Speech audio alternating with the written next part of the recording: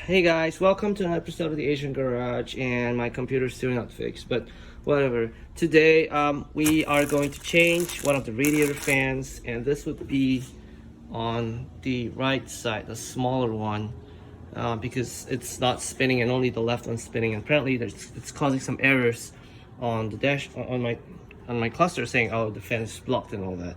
So, the idea here is that we want to remove the air box and everything, and there are 4 screws holding this radiator thing and a connector right at the bottom there.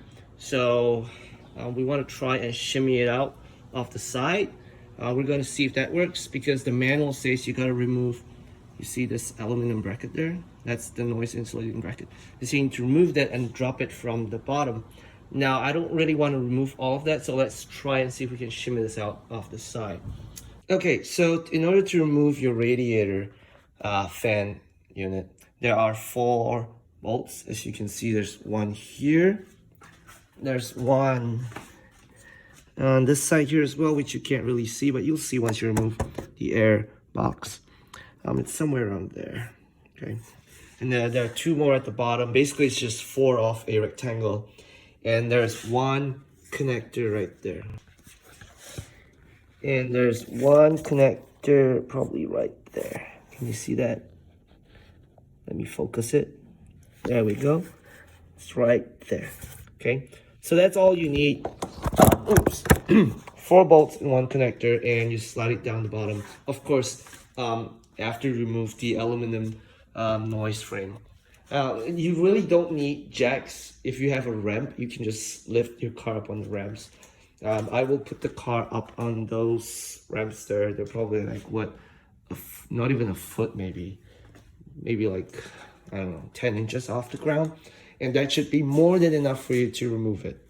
All right, so let's start by removing all of that, and then removing the 4 bolts or screws and the connector at the bottom.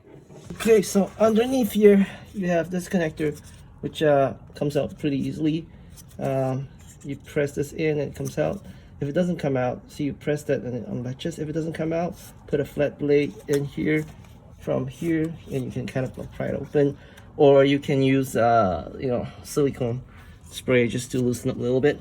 And then you have to remove that bolt. I think it's a T30, and you have one more here, a T30, and we can slide the radiator out. Of course, you want to unlatch this clip here.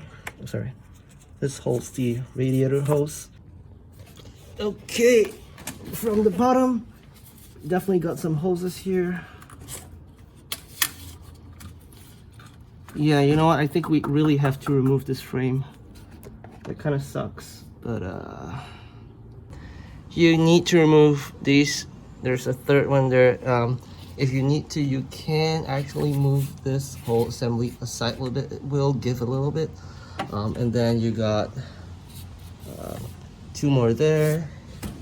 You got 1 here, 1 underneath here, and the same for the other side. You also have 3 that are here, but you can't really see. Let's see. It's like, whoa, where is it? Yeah, okay. 1 here. There's 1 in the middle, and also 1 on the other side there. Okay, so once you remove these, the whole frame will drop. Apparently that's the sound insulation. Okay, I got them out. So if you follow the whole rail, there's like millions of bolts all around. Okay, and there's the last one that's stuck on the air hose thing, but I just left it there just because, you know, whatever. And I managed to shimmy it down, and it drops right down. So it's not difficult, it's just really time consuming, and I would think that it will be a pain in the ass to put back later, but let's do it one step at a time. So that being said, I have this fan here, which apparently isn't working, and I do have the replacement. Where is it? Here. Now this fan is held in place by these 3, I think 10mm nuts, and you remove them and they should be good to go back onto here. I should have thought about getting replacement nuts, but I think I do have some So I'll take a look and then I'll get back to you. So just remove these 3 and it should pop right. Of course, you know, unplug the connector here. It's not difficult to get them out. It's really just 3 bolts, but I suggest some liquid wrench because they could be really rusted like mine.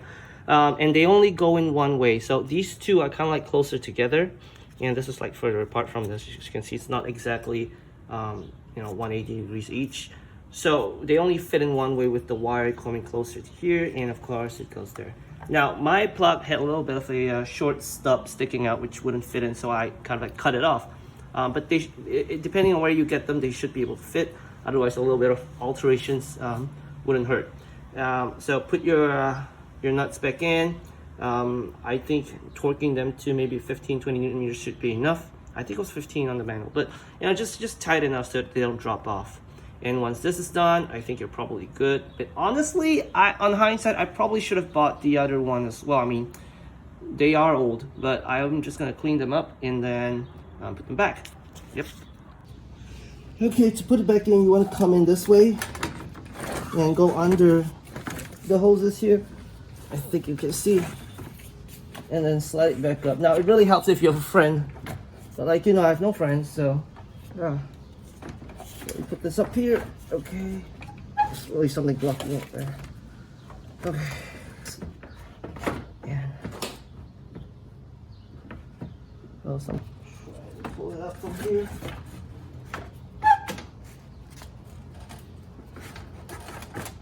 Yes, and in you go. Okay. One eternity later.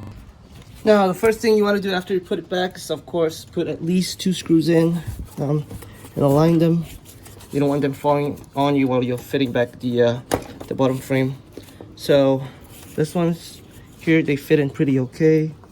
It's the bottom ones that are really a little bit hard to get to, but we'll get there. So again, I need 2 hands to get this, but yeah, just put them all in, at least the top 2. So now that you've put the screws back in and secured it, I've put the connectors back in, and technically the car should run. So what we're gonna do, I mean, the filter isn't on, but it's just for a short while. We're gonna, I don't feel safe.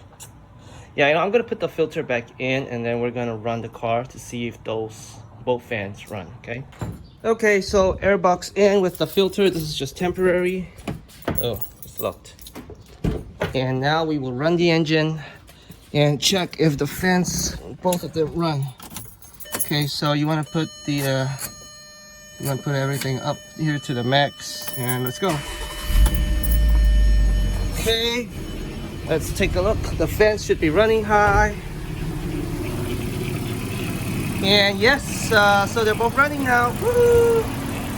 Oh, yes. Both running good. Okay, I'm going to switch off the car. We know that both fans work. Everything's going good. And hopefully, this fixes all the other weird little spikes I'm getting from the cluster. So, I've been getting weird things like an OBD sensor that's failing even though I just changed it. And it comes on together at the same time when it says that the fan is blocked, you know. So I'm guessing this causes a weird ground short somewhere and everything else just goes mad with it. But hopefully this fixes it. We'll monitor over the next few days. But the worst case scenario, if it's really the O2 sensor, we'll have to take everything out again like we did the last time. And we'll change the O2 sensor on bank 1, sensor 1, which isn't too bad to get to, because actually is a little bad because you need to remove everything. Oh, shit. We'll think about that later when it does come, if it does come. Alright, so again, now you've taken out everything. Now put everything back in the way that you got them, and we should be good to go. Again, make sure you check again, nothing's loose, everything's in place, and it's a job well done.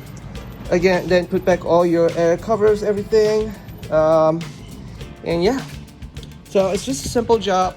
And if you like my video, give me a thumbs up, subscribe, and we'll see you soon. Bye.